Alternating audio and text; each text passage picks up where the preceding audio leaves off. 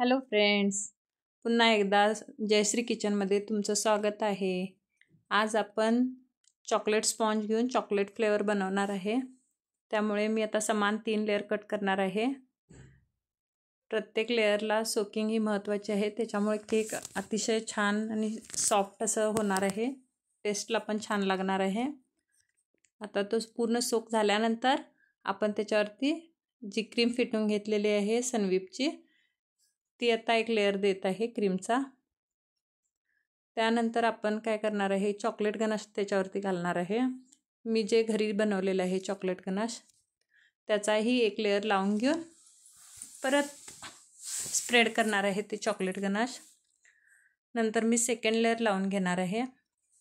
पुन्हा त्या लेअरला सुद्धा मी सोकिंग करून पुन्हा एकदा क्रीमचा लेअर लावून घेणार आहे. लेअर पूर्ण सोकिंग होणं अतिशय महत्त्वाचं आहे. परफेक्ट सोक करणं हे महत्त्वाचं आहे. त्याच्यानंतर क्रीमचा लेअर लावून झाल्यानंतर तो व्यवस्थित स्प्रेड करून त्याच्यावरती पुन्हा चॉकलेट गनाश घालून पुन्हा ते चॉकलेट मी स्प्रेड करून घेणार आहे. त्याच्यामुळे छान अशी चॉकलेट टेस्ट येईल केकला. परत तिसरा लेअर ठेवून आपण तो सुद्धा छान असा सोक करून घेणार आहे. सोक झाल्यानंतर क्रम कोट करून घेऊन आपण थोडंसं क्रीममध्ये चॉकलेट मिक्स केलेलं आहे. त्यामुळे क्रीमचा कलर हा ब्राऊन आला आहे, लाईट ब्राऊन. आता तो लाईट ब्राऊन चॉकलेट घालून क्रीम बनवलेली आहे ती फिनिशिंगला घेत आहे मी. आणि मी आज डायरेक्ट फिनिशिंग करत आहे. फ्रीजमध्ये ठेवलेला नाही आहे केक सेट होण्यासाठी, कारण वेळ कमी होता. त्यामुळे मी डायरेक्ट फिनिशिंग करत आहे. हा रिच पण छान कलर वाटत आहे म्हणून मी थोडं चॉकलेट मिक्स करून क्रीमला पण छान टेस्ट येते आणि दिसायला पण कलर सुंदर दिसायला लागला आपला हा क्रीमचा. आता स्क्रॅपर घेऊन मी छान असं प्लेन फिनिशिंग करून घ्यायला लागले.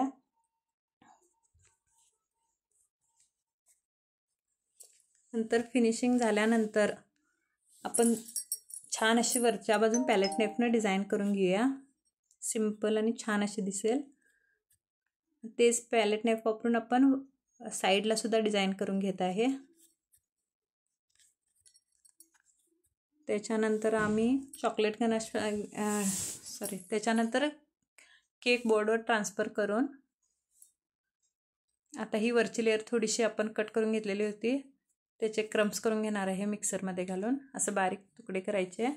थोड्याशा एक पल्सवरती ऑन ऑफ करून थोडं क्रम्स करून घ्यायचे त्या स्पॉन्जचे, आणि ते डेकोरेशनसाठी वापरता येते. हे गनाश आहे मी बनवून ठेवलेलं. हे डीप फ्रीजला मी स्टोअर करत असते. परत मी ड्रिपिंग करणार आहे, त्यासाठी ते थोडं गनाश घेऊन पातळ करून घेऊन पायपिंग बॅगमध्ये भरलेलं आहे. त्याच्यामुळे आता काय होणार आहे, छान असं ड्रिपिंग होणार आहे. पूर्ण राऊंड मी आता ड्रिपिंग करणार आहे चॉकलेटचं. दिसायला पण सुंदर वाटेल केक, आणि चॉकलेट केक म्हणजे ड्रिपिंग हे आलंच पाहिजे. त्याच्यानंतर मी जे क्रम्स केलो ना आता तेच वरती डेकोरेशनला वापरत आहे. सिंपल आणि छान असं दिसणार आहे ते. आता हे जे आहे ते क्रम्स घालत आहे मी, जे मिक्सरमधून आता बारीक करून घेतलेलं आहे ते स्पॉन्जचं. त्याच्यानंतर गोल्डन बारीक स्प्रिंकलर आहेत ते थोडेसे घालून घेत आहे मी. आणि आपला आता हा केक रेडी झालेला आहे. केक आवडला असेल तर लाईक करा, प्लीज कमेंट करा आणि सबस्क्राईबसुद्धा करा. आणि तुम्हाला काही माहिती पाहिजे असेल तर कमेंट करून कळवा.